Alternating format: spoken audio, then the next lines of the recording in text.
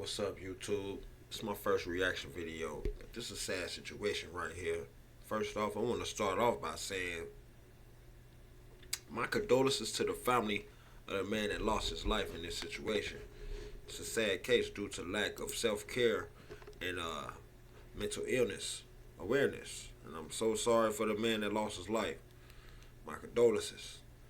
But it's even sadder that I know the guy. And to be honest, he's not a bad guy. He is not a bad guy. He just didn't take his medicine like he was supposed to. And I guess that shit started messing with his head. But I'm going to let y'all hear the article. And I'm going to leave my insight. But what I want y'all to do, hit the subscribe button. If you like this video, give it a thumbs up. If you don't like this video, give it a thumbs down. But either way it go, get locked in with Lok'd In Lobsters. We got plenty of content on the way, man.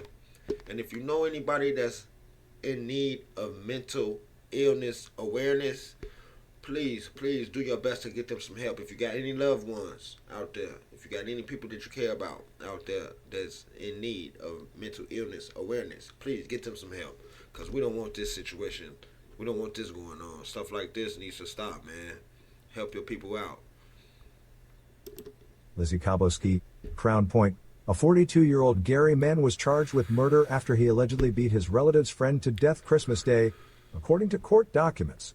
Larry Buchanan of Gary was initially charged December 27th with attempted murder, aggravated battery, battery resulting in serious bodily injury, battery resulting in moderate bodily injury, and intimidation for the fatal beating of Darrell Bradley, 55. Prosecutors upgraded the attempted murder charge to murder and dropped the battery resulting in moderate bodily injury charge after Bradley died from his injuries later on the day the charges were filed. Police and medics found Bradley lying in a pool of blood inside a home in the 1100 block of Jennings Street in Gary. He had been beaten to the point that he could not breathe and his face was completely swollen. He could not see or speak, according to information in a probable cause affidavit. Medical records obtained by investigators showed documented various injuries, including a brain bleed and extensive facial trauma. The relative told police Buchanan, Bradley and the relative were inside when Buchanan had gotten upset over something unknown and started to assault Bradley. He punched him in the face numerous times, the affidavit said, then stomped on Bradley's face. The relative tried to get Buchanan to stop, but he threatened the same violence against her, so she backed away. Eventually Buchanan stopped and went to sit on the front porch of the home. When police arrived to the home, he was still sitting out front and was taken into custody, according to the document. Buchanan had been staying with the relative for a few months. The relative reported that Buchanan has a mental health diagnosis and has medications to help him manage his mental health, but he has not taken them in weeks, the affidavit said. Buchanan's formal court appearance has not yet been scheduled. Thanks for listening. So what we got here is, like I said, a sad case of mental illness, man, because he wasn't taking his medicine, bro. He didn't beat his family member's friend to death. Well, he later died that day. They initially charged him with attempted murder, and he later died. So they enhanced it to murder. All because he wasn't taking his medicine. I don't know what the situation, what he got mad over and struck the man multiple times in the face and stomped him out for. But you didn't have to kill him, man, Tyke. I know him as Tyke, man. And I say this because anything, somebody make you mad, bro, you ain't got to kill him, bro. Just walk away. Walk away. Leave them people alone, bro. Now you gotta go spend the rest of your life behind bars, bro. He was a good dude, man. I'm gonna tell you, man. I'm gonna tell you some things that I seen this man do. One thing I never seen him do was put his hands on nobody. While we was in this county jail, because me and him was locked up in this jail right here. The one you see right here. I'm telling you, I ain't see him put his hands on nobody the whole time we was there. Like, he was doing shit like giving people clothes, giving people thermal shirts, buying people thermal shirts, buying people food, giving niggas phone time. He was letting motherfuckers use his phone time. Like, all that shit costs money. He was giving niggas noodles who didn't have no food. He was feeding them.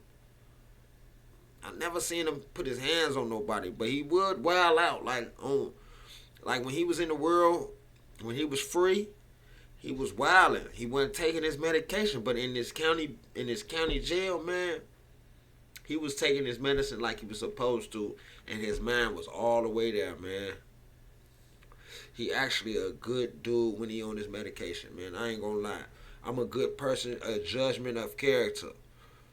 That's one of my things, man. And I know this dude is a good dude. Plus, he come from where I come from. You know what I'm saying? We from the same city, man. You know? So I could relate to him when we was in this jail. Because he wasn't showing signs of ill. He didn't show signs of illness, mental illness. Because he was taking his medication like he was supposed to. But some of the things he would do on social media when he was out free in the world, the man went viral for eating a condom off the ground, a used condom off the ground. Like he picked it up and put it in his mouth. Like some people say he would be outside, like his neighbors would complain about him being outside butt naked doing shit. But it's clear that something is wrong with his head. It was clear. If people doing shit like that, man, it's only gonna lead up to stuff like this, man, without the proper help. If you don't get your loved ones the proper help, the proper care that they need for these mental illness situations, man, it'll turn out to be something like this. And we don't want this for our loved ones, man. Like I said, Tyke was a good dude, man. I think he got kids and everything, man. You know what I'm saying? I know he got family. You know what I'm saying? I know some of his family, man, you know.